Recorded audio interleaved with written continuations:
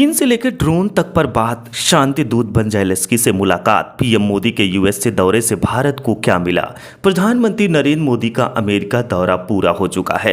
करीब 60 घंटे की इस अंतर्राष्ट्रीय यात्रा के बाद अब नई दिल्ली लौट चुके हैं। इस दौरे पर एक ओर जहां उन्होंने भारत को अमेरिका, ऑस्ट्रेलिया और जापान जैसे देशों की सदस्यता वाले क्वाड समूह का अहम खिलाड़ी की तरह स्थापित किया, वहीं द्विपक्षीय बैठकों के जरिए अंतर्राष्ट्रीय मंच पर भारत की विदेश नीति की झलक दुनिया को दिखाई। ऐसे ही कई कारणों के चलते कहा जा रहा है कि पीएम मोदी के तीसरे कार्यकाल की शुरुआत में ही यह अमेरिका यात्रा विदेश नीति के लिहाज से मील का पत्थर साबित होगी। तकनीक के मामले में लगातार आगे बढ़ रहे भारत को इस अमेरिकी दौरे से कई फायदे होने की संभावनाएं हैं। नई तकनीकी के लिहाज से भारत और अमेरिका के बीच सेमीकंडक्टर पर आपसी सहयोग जारी है। वहीं भारत भी अब अपनी पहली सिक्योरिटी फैब हासिल करने की स्थिति में है। इसके अलावा ड्रोन खरीदने और साथ मिलकर बनाने की कोशिशों जैसी रक्षा साझेदारी, एक अलग समझौते की मदद से चीन के बाहर एक अलग एनर्जी चेन बनाने के प्रयास समेत कई बातें शामिल हैं। कंपनियों से मुलाकात, कहा जा रहा है कि अमेरिकी की राष्ट्रीय सुरक्षा से लेकर टेक जगत तक से संकेत मिल रहे हैं कि भारत भरोसेमंद साझेदार है। इस बात की झलक पीएम मोदी की दुनिया की बड़ी कंपनियों के साथ बैठक में भी देखने को मिली। मीटिंग के दौरान रेगुलेटरी और लीगल बदलावों का सुझाव कंपनियों की तरफ से दिया गया, लेकिन पीएम मोदी की तरफ से व्यक्तिगत तौर पर संपर्क किए जाने की तारीफ भी हुई।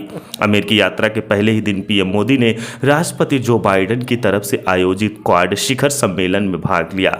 इसमें जापान के प्रधानमंत्री फुमियो किशिदा और ऑस्ट्रेलिया के पीएम एंथनी अल्बनीज़ शामिल थे। पीएम मोदी ने शिखर सम्मेलन के इतर ऑस्ट्रेलिया और जापान के अपने समकक्षों के साथ भी द्विपक्षीय बैठक की। शिखर सम्मेलन की प्रमुख घोषणाओं में क्वाड कैंसर मूनशॉट शामिल हैं, जो हिंद प्रशांत क्षेत्र में कैंसर और विशेषकर सर्जिकल कैंसर से उत्पन्न चुनौतियों से निपटने के लिए एक अभूतपूर्व साझेदारी है। भारत ने सर्जिकल कैंसर के खिलाफ लड़ाई को मजबूत करने के लिए हिंद प्रशांत क्षेत्र में रोग की जांच एवं निंदा के लिए 75 लाख अमेरिकी डॉलर का अनुदान देने का संकल्प लिया है।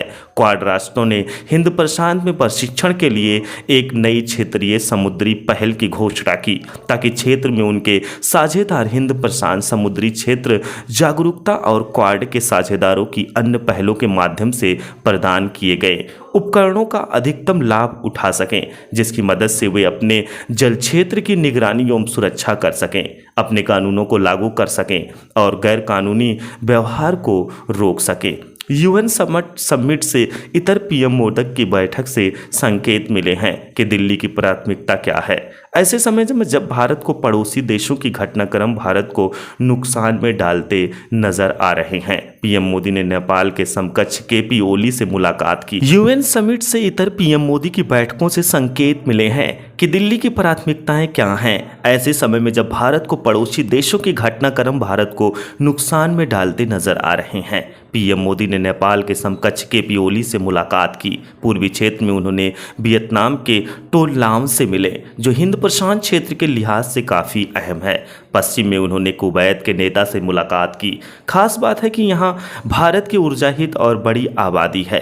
खास बात यह है कि एक खाड़ी देश है जो हाल में राजनीतिक अस्थिरता के दौर से गुजरा है। आर्मेनिया रक्षा निर्यात के मामले में भारत का मददगार है। पीएम मोदी ने उनके नेताओं से भी मुलाकात की। कहा जा रहा है कि पीएम मोदी के नेताओं से मुलाकात करने के तरीकों में एक पैटर्न देखा जा रहा है। भारत की जिम्मेदार देश वाली छवि, भारत की रणनीतिक जरूरतों को ध्यान में रखते हुए भारत ने अपनी एक जिम्मेदार अंतर्राष्ट्रीय ताकत वाली छवि बनाई।